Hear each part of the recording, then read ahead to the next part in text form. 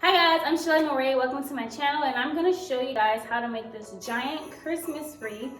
It's my second time making it. I made it last year in 2021, and obviously it's 2022. I'm sorry, my fellow DIYers. I was in a time crunch last year and everything was scarce, so I do not know exactly how much I purchased. And it was my very first time building something like this. I didn't see anyone make something like this on YouTube, so I had to create it all on my own in my head, and I didn't really know exactly how many of each item I needed. The type of garlands I purchased are, I'll show you. Actually now this year they have a whole bunch of decorations, so it should be easier. It is the branch garlands, the non-lit branch garlands, because I wanted that, the twig look. But you could still get the regular ones that doesn't have like the branch look and do the wraparound method that way, but I wanted like the traditional type of wreath with the twig look. So anyways, thank you guys for picking up my channel and watching it. I hope you guys enjoyed this video, and let's get started. So we are going to start off by assembling our backdrop stand. I got this from the website eFavorMart. I will post the link down below so you can get it for yourself. It is pretty easy to assemble. However, they do have on the website a video to show you how to assemble it if you are having any difficulties doing it, especially when you're doing the leg part. That can be a bit confusing.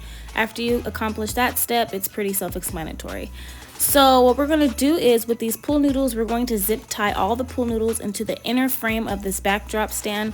Last year when I made it, I did one row on the outward frame, and then I did the remainder 3 rows on the inside, but this year I decided to just do all of it on the inward frame. And you will notice that the pool noodles may be longer once you start to finish the row. You can just use your Xacto knife to size it up and then cut off a little bit, and then size it to fill up any empty space you need to fill. Let me show you guys this too.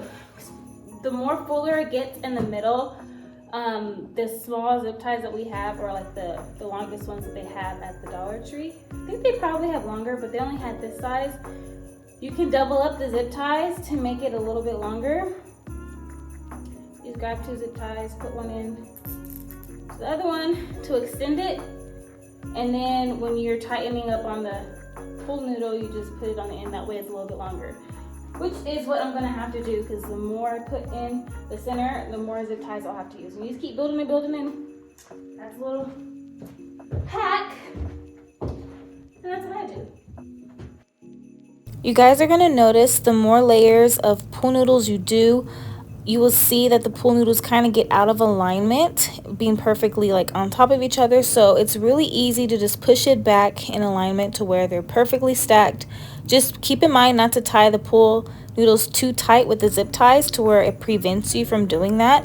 Tie the zip ties just tight enough to where it's snug and secure, but not extremely tight to where you can't even really maneuver the pool noodles without damaging them or having to cut the zip tie and redo it again.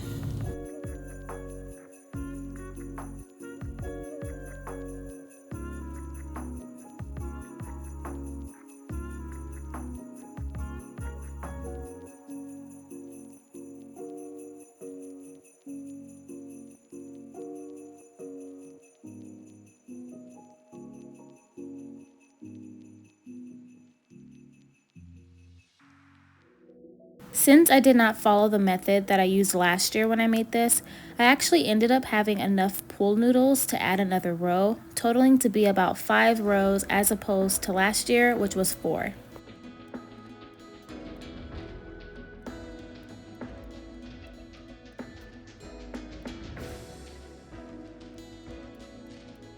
Once you are done zip tying the pool noodles to the frame, you can go around and check to see if there's any noodles out of alignment and push them back in place. Then we're going to take our scissors and cut off the excess of zip ties that we see poking out. This is an optional choice. I chose to do it just because I believe that it would be easier for me once I started wrapping the garland. However, I also noticed that once you cut, it is kind of sharp and you may end up scratching yourself, so just be mindful of that option. You can just go for wrapping the garland instead, and then if you see any zip tie poking out, you can cut it then, but I feel like this is just the easier option.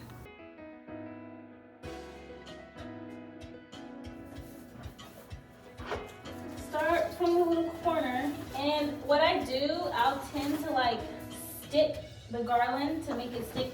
I'll stick it a little bit through the pool noodle so I don't have to like zip tie or nothing. So I'll stick it through probably this top pool noodle right here. You can see it poking through the noodle to kind of like secure it a little bit in there. And then you just start wrapping all around. So you can see a little bit of the garland and just keep wrapping.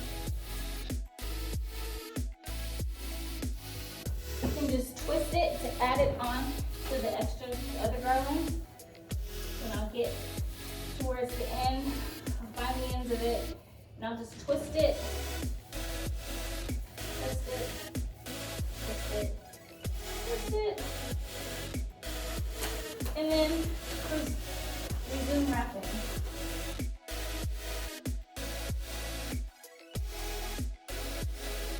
Keep in mind that while you guys are wrapping, you do not have to wrap the garland extremely tightly. It can somewhat still be loose. You just want to make sure that you are pushing wherever you wrap close together so that it allows for maximum coverage and none of the color of the pool noodle will peep out.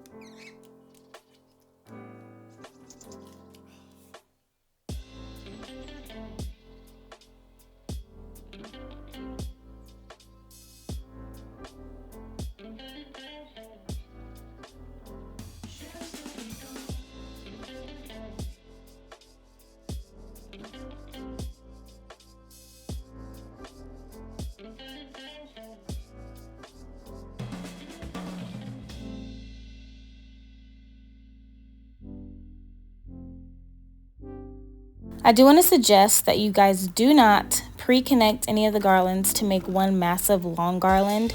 I know some of you guys might want to do like a shortcut way of doing this. As you can see, the garland that I'm using right now is extremely long. I do not know how many garlands are connected right there. It just stayed that way once I dismantled my wreath from last year. And it was very heavy for me to work with and harder for me to make it still stay neat and push in the garland while I am working. So unless you have a partner who can kind of bear the weight of the garland while you are wrapping, I do not suggest you pre-connect any of the garlands to make one massive long one because it's just difficult and you will rock the frame. And just to be safer and easier on you guys, don't do that. Also, you will notice as you begin to descend the frame, the garlands will tend to slide downwards and not stay in place. So what I did was I just tightened the garlands a little tighter once I'm starting to go down and continue to push towards where you've already wrapped. And if you want, you can kind of go over where you wrapped again one more time. That way it can kind of really conceal the pool noodles. But if you don't want to do that, just make sure you're just tightening the garlands while you're wrapping it a little tighter than you did previously while you were going upwards.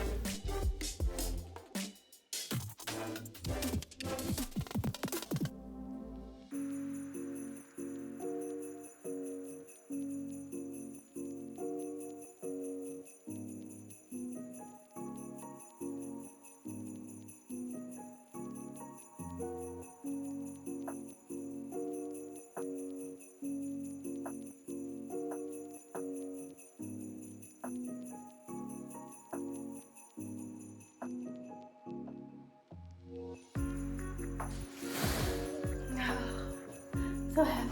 Look at that. This is how you make a giant Christmas wreath. And as you can see, it's like a nice fullness, big circle, right? So to make it a little more smaller, I do still have a bit of garland left.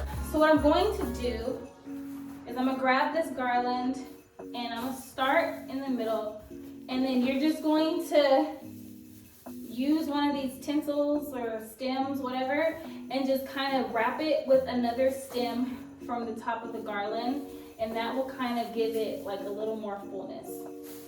That's like the best way I can describe it. So I'm gonna just tie it a little bit here.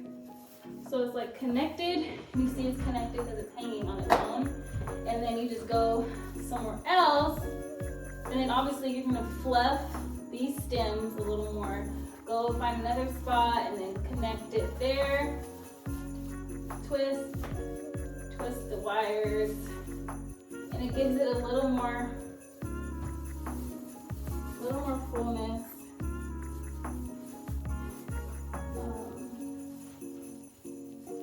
In the center. So just remember that every time you connect the garland to the center of the wreath to continue to fluff out the branches, that's what allows the center of the wreath to look a little bit more smaller and fuller as well. And you're just going to apply these garlands right on top of each other, just like you did the pool noodles when we attached it to the frame. I had a total of 7 9-foot garlands left over, and for the center of this wreath I used 5 because I wanted to keep the remaining 2 for something else you'll see later on. Obviously, if you have more garlands, you can apply as many as you want to tighten the circle in the center. So now what I'm going to do is with this and just put it in front of it so it just looks a little thicker. So I'm just going to put it, when I say I'll put it in front, I mean literally like right here. Kind of a little bit higher up, like in front of it, right here. Woo. And we're placing this garland in front of the stack of garlands we added into the center. That way it doesn't look as thin. Don't forget to keep fluffing out the branches every time you apply a new garland. So this is the giant wreath. 4.5 hours just to achieve this beautiful masterpiece. And so I will be back with a part 2 when I start decorating the wreath. So thank you guys for watching. I am Shelly Murray and I hope to see you guys again. Bye. Don't forget to like, subscribe, and click the notification bell for more content. Thanks again for watching.